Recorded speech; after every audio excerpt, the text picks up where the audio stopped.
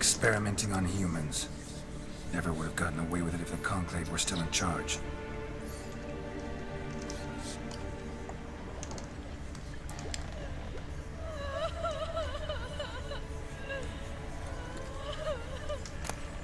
Potion bottle. Diamond dust, meteorite ore.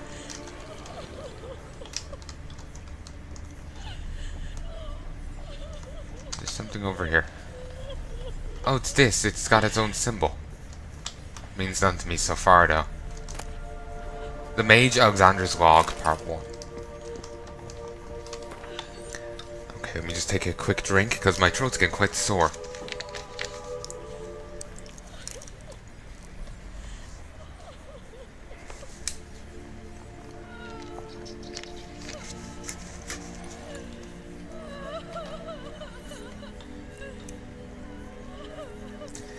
Day 237.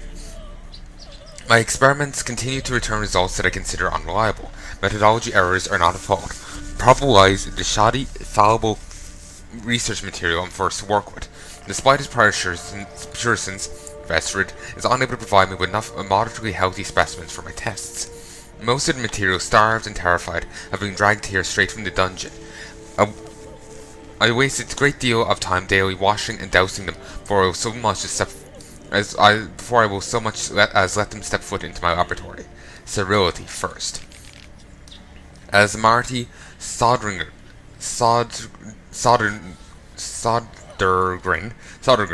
managed to prove in her little-known work, the attitude of the patient undergoing treatment can have a significant impact on the battle against the disease. Fortunately, the volunteers with which I am supplied do not show sufficient comprehension, let alone enthusiasm, for the noble work in which they are taking part. In fact, it seems they consider research part of their punishment. I've tried several times, though I'm a poor speaker, to convince them that they are contributing to the eradication of the greatest plagues tormenting mankind. I had the distinct impression they understood little, but perhaps their stupor was merely a result of the early stages of the illness. Of course, it's impossible to achieve success without significant sacrifices.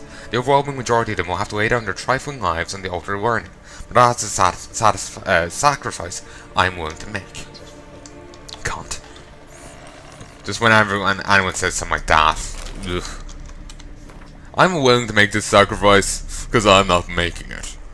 Ugh. Remember someone saying I could make hard choices, but their definition of a hard choice was inflicting suffering on someone else, for them to be perfectly above it, beyond untouched by it, just to dictate how someone else's life goes, not their own.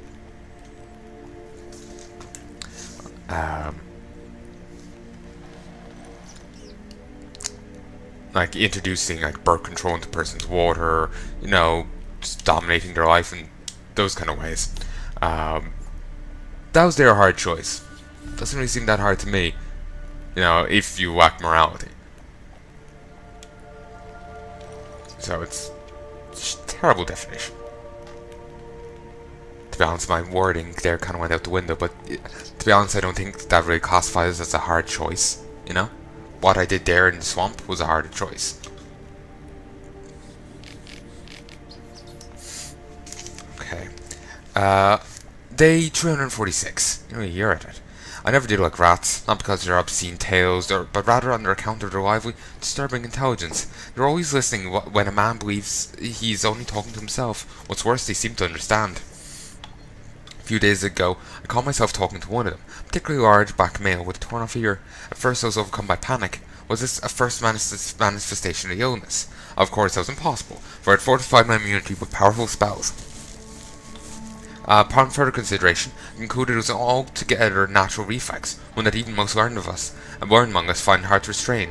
We mages like to be listened to. I placed the black rat in a separate cage.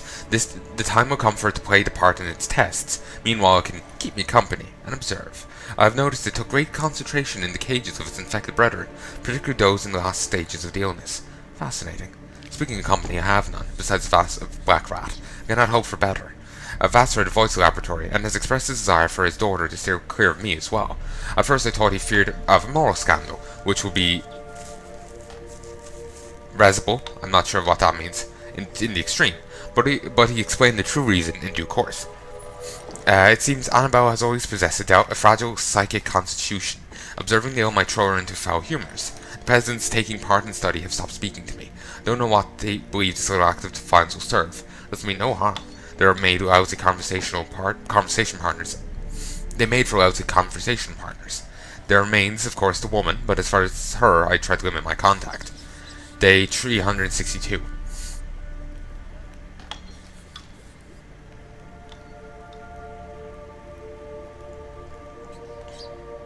My black rat has died. Day 362, my black rat has died. Today I found him curled up in his cage. I suspected he'd become infected on accident, but during the autopsy I did not uncover any signs of illness. He was also particularly well fed. Strange. From a medical point of view, his death remains unexplained, something which, I must admit, irritates the scholar in me, but as mentioned previously, I'm not particularly fond of rats. That's just him saying it, because he actually grew to like it.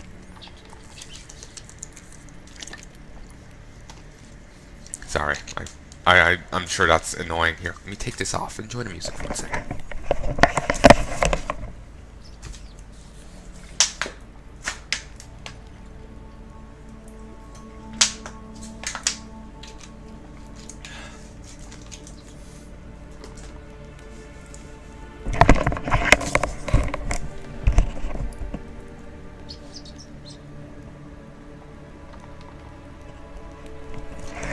Sorry about that. I don't like doing that, but it's just my throat is so dry and itchy because it's quite warm here.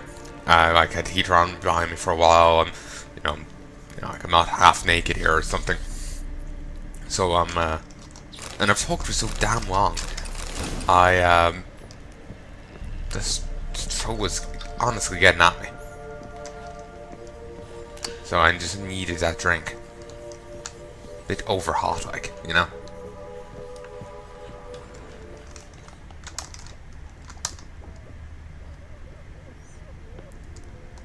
Still alive in here? Or is it like a ghost or something?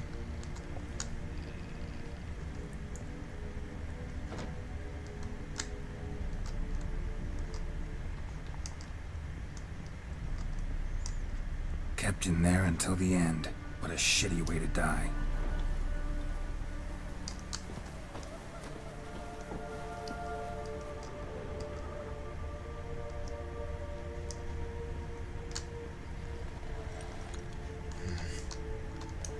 Yeah.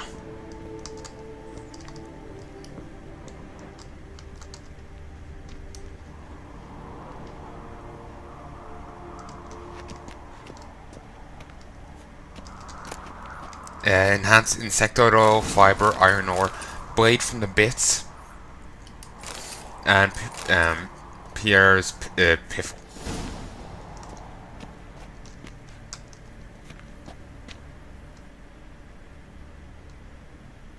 Is there even any point in walking this way?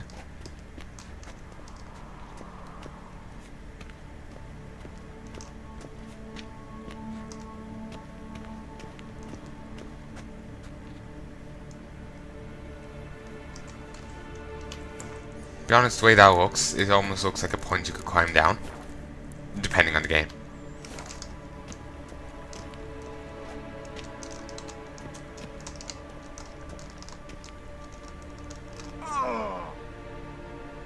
Oh, there's an outside bit. Most recent save. I'm going to want to skirt along back.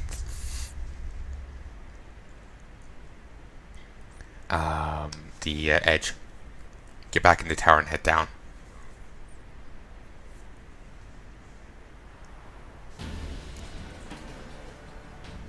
That's why the music started playing again. You know, combat stuff.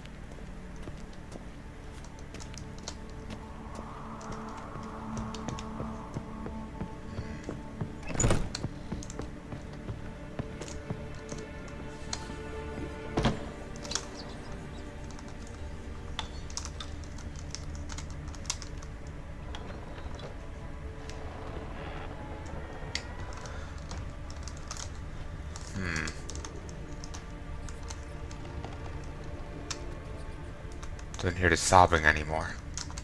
Seems once I found the where they were left, you know, that was kind of the end of it.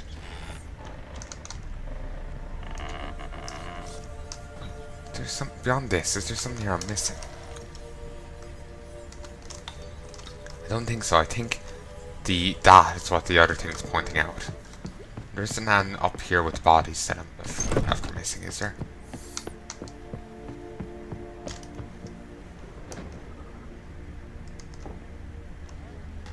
Poor bastards.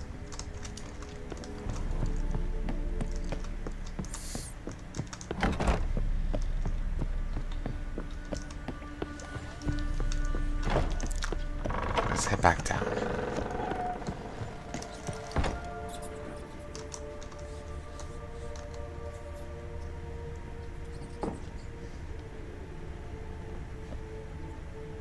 Is there anything else we can investigate here? No. No.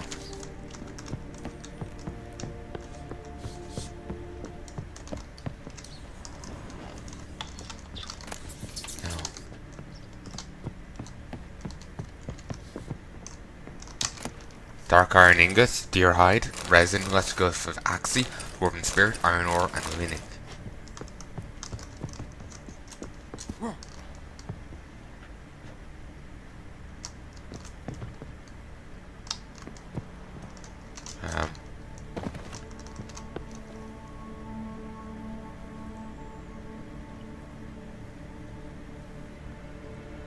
Alright. I was wondering was there any significance to that, but no, doesn't seem so.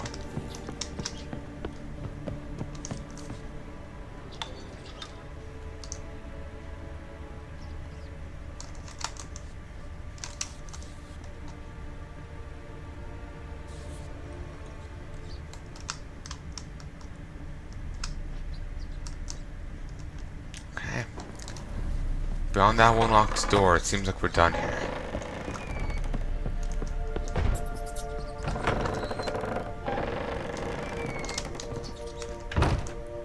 That just leads outside, it seems, so guess it's not particularly relevant.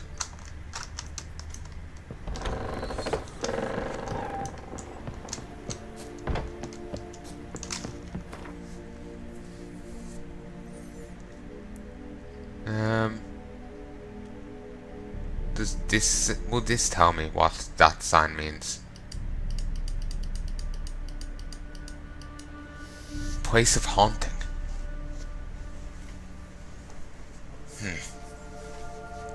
And there's a signpost here. Ruined tower, which is said to be afflicted by a terrible curse.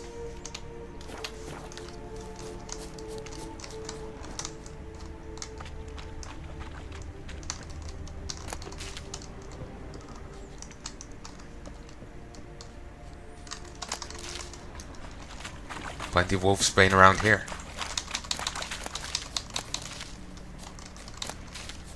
There we go.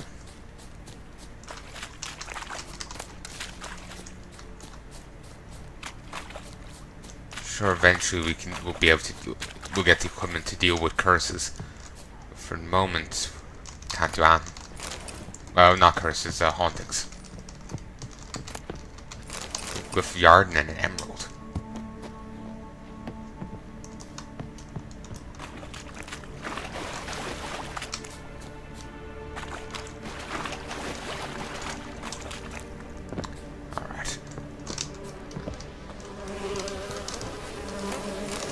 Nice.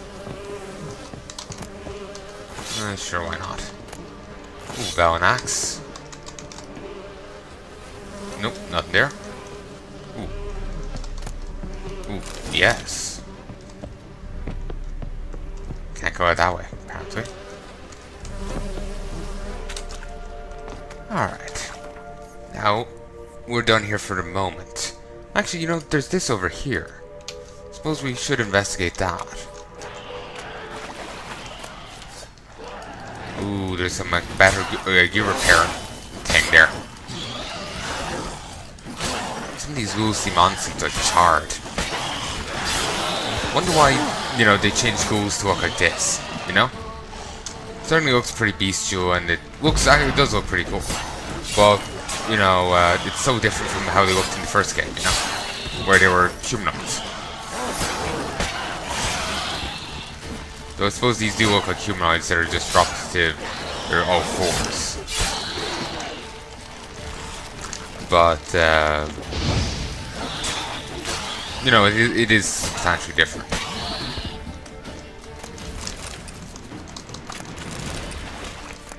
Amber Dust, the Master Armor's Repair Kit.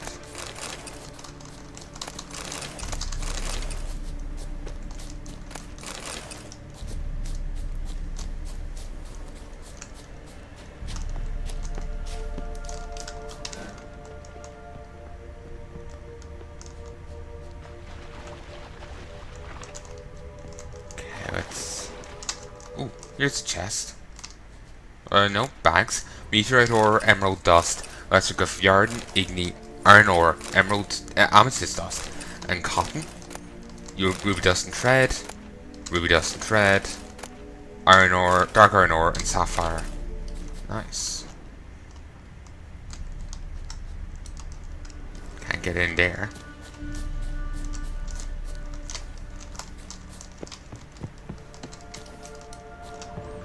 But the goblin's there, though. Ooh, nice.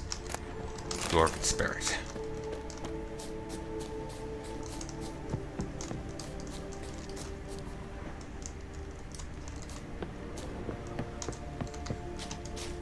Much down here? Yes.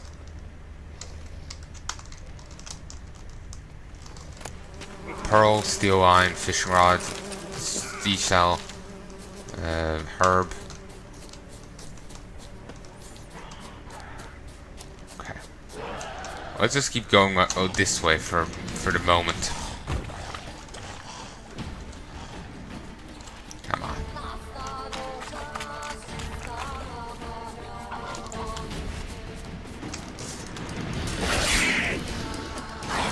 Plenty of drowners around here.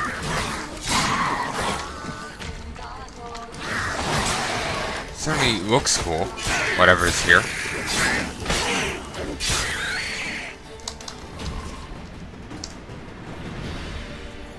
Oh, this seems bloody significant. Actually, before we continue any way further, let's look at you.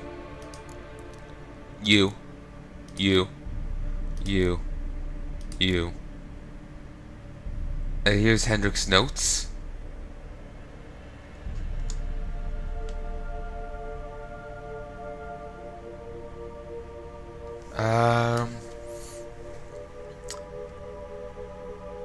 Oh, this is the spy ledger payment for grain, sack of grain, 35 and Novigrad crowns. Invoice for charcoal, 24 Novigrad crowns. Missing unwanted, subject sought in Skellig and Novigrad. Appearance unchanged, ashen hair, scar on her face, avoids contact with others. Drunken swine, so-called baron hosts the subject at his castle, or should I say legally appropriated fort. Reason unknown. Local baron of Crow's Perch, clashed with a witch. Subject landed in a swamp, encountered a witch. Conflict ensued, cause unknown. Found witch, talk to the peasantry, village midcopes. Caution advised. Being observed, I don't know why or by whom. Unsettling signs, dog ran off, water and bucket froze solid. Strange go observing sky, ill omens peasants say. By evening with a vampire. Regus! He's Grolt's friend. Or former friend, he died.